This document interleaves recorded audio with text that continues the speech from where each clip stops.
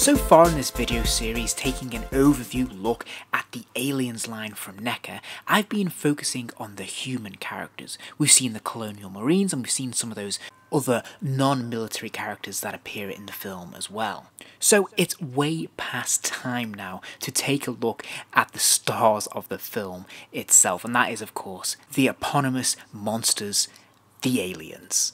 Now, I think it's fair to say that if you are a fan of the Alien or the Predator, then you have been spoilt for choice by NECA across the years because they have produced dozens upon dozens of variants of both of these characters. Today, I'm just going to focus on the aliens that are associated with the film Aliens and some of their tie-in variants from the Kenner line, which is also inspired by the film Aliens. First off, I'm going to look at the standard warrior alien. NECA would release two versions of this figure, one with a blue wash and this one with the brown wash. And that's because there's two different looks for this warrior in the film, depending on what scene it's in and how it is lit. I think the sculpting on this figure is absolutely immense, and they've really made the most of the paint apps as well to really bring out that detail. So whether it's blue or brown, you are getting a lot of paint apps and a lot of detail on this figure.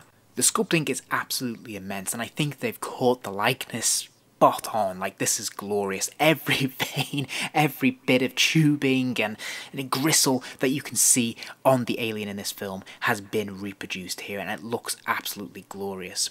Now, one thing I did want to point out, and I'm sure fans are very well aware of this, that this isn't just a recycled costume that we saw from the first Alien film. They actually did tweak it significantly for the sequel in Aliens, and so it has a very different look. And to their credit, NECA have really highlighted those differences in their figure sculpts. Almost everything about the warrior alien is completely different, or completely resculpted from the big chap alien of the first film. Another thing that I really love about the NECA alien figures is the hinged jaw, because that jaw can open, it can shut all the way, but they even have the inner mouth that is able to extend out as well. And I think this looks absolutely amazing. It's so much detail here, which is incredible, and it looks good whatever way you decide to pose it.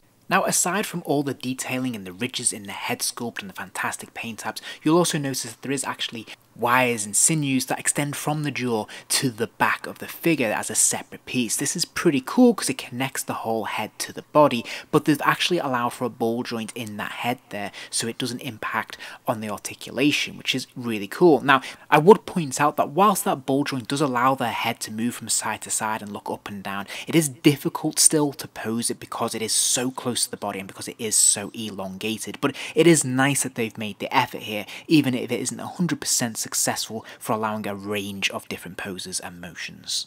There's not a single inch of this figure that is not covered in immense detailing. Every subtle nuance and grisly detail of Geiger's design is captured here, and it is absolutely wonderful. And of course, they've capitalized on it with the paint apps so that everything pops, even though there's really only two base colors here. Somehow you can see all of this at a glance.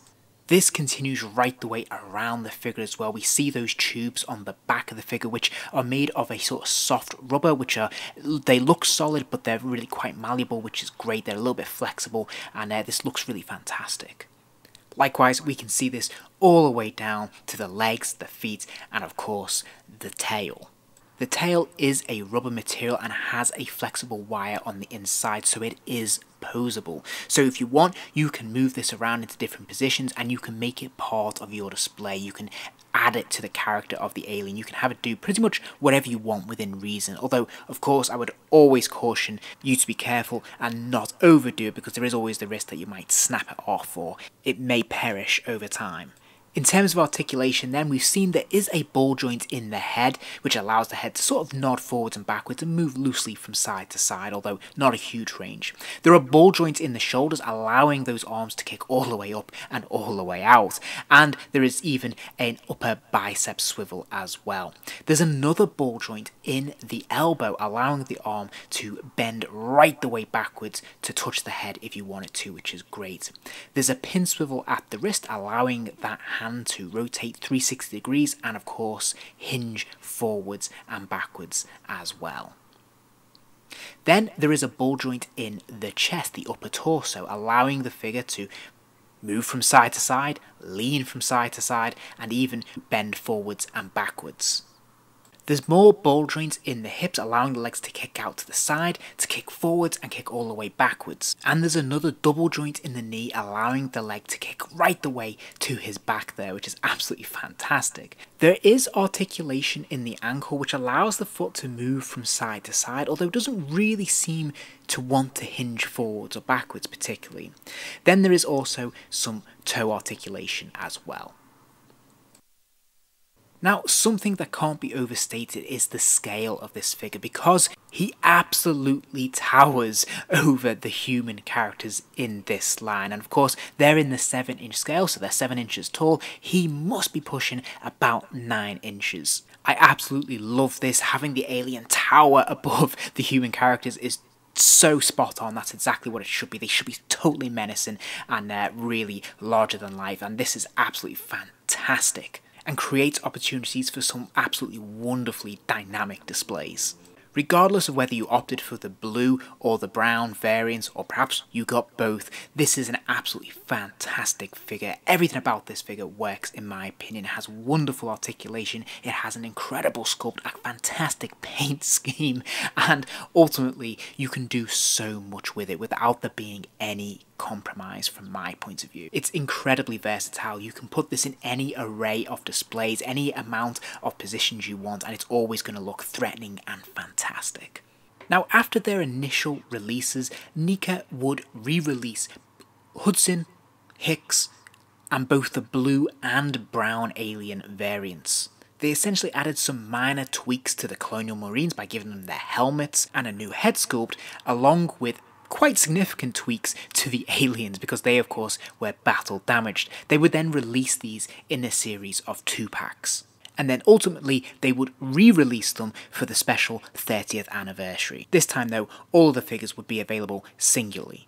Of the 2 alien variants though, the brown alien had the least tweaks. It is the chest damage alien, where essentially 2 blast marks with the blood spurting out come out of the chest and the upper torso. This is a pretty cool effect, but for me the real money is on the blue alien variant, because that is the most significant. For me, this is a clear example of NECA going above and beyond and totally surpassing expectations. I've already waxed lyrical about the fantastic sculpt and paint apps of the alien itself. They've managed to raise the bar again. This is absolutely insane. Just look at this head sculpt. We see the head in mid-explosion. We have the top of the head coming off mid-flight, held together by translucent green acid goo, which is absolutely brilliant. It has the inner mouth exploding out of the head. It's just absolutely phenomenal. It has caused a moment in time. It is a freeze frame of the destruction of an alien. This is perfect for any display, as it instantly brings your display to life. It brings so much kineticism and it just makes it look really alive. It's absolutely stunning. And as if that wasn't enough, we also have some torso damage as well. And just look at this damage. It's so wonderfully sculpted. But then the paint apps on top of that, we can see the green, we can see the brown, we can see a black wash over it all. It just looks absolutely amazing. Still not satisfied though, NECA would go on to produce another 2 sets of variants, this time based on the Dark Horse Comics story Genocide. There would be 2 2-packs released as part of this series, and although I said I was just going to cover anything that related to aliens, this is kind of related in the sense that it does borrow the warrior alien from Aliens, and we can see obviously the red version plus the original black version in here as well. To top it off though, NECA have also introduced the big chap variant in this red paint as well, which is absolutely fantastic. So ultimately we have a few different versions of the alien in this wonderful red paint. And I have to say, these red aliens are really visually very striking. It's the kind of thing that might sound really silly and like it wouldn't work, but having seen them in these photos, I think they look absolutely incredible.